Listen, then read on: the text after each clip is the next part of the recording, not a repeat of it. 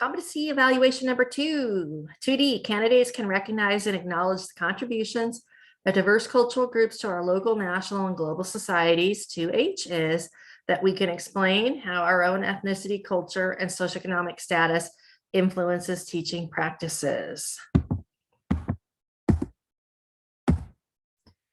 So 2D is the one that we can recognize the contributions of diverse cultural groups.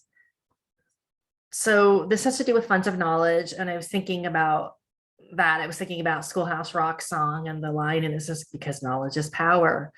And it truly is.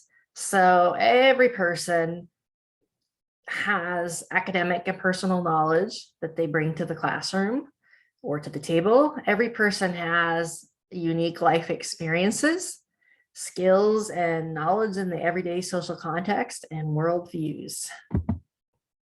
This is a family that immigrated to the United States from Mexico. And I connected with Dr. Johnson's article where they interviewed the students, and they said, I wish my teacher would really know me, would understand my struggles, would care about me. So that's why I typed at the bottom of this screen that understand, know, listen, learn, and connect, because each of these individuals have unique strengths, unique hopes, dreams, skills, and life experiences that they are going to come to the classroom with or come to the table with.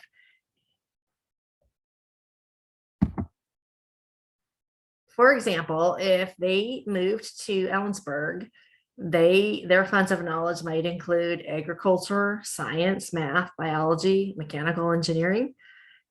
And so if I was a teacher and I had one of the children in my classroom, I could try to design lessons around one of the agriculture or science or something that would connect with them to get them engaged in learning.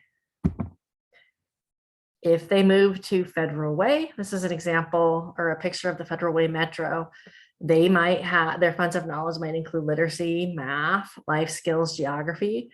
So again, if I was a teacher and I had one of the kids in my class, I could design lessons around one of those areas, things that could activate, things they already had schema for, and things that would engage them in their and involve them in their learning. Competency 2H is candidates can explain how his or her own ethnicity, culture, and socioeconomic status influence teaching practices. The bottom of the screen I have, I used to think, but now I think, because I was reflecting on my own teaching career and my own culture and ethnicity and socioeconomic status. I grew up white, middle class in Woodinville, Washington.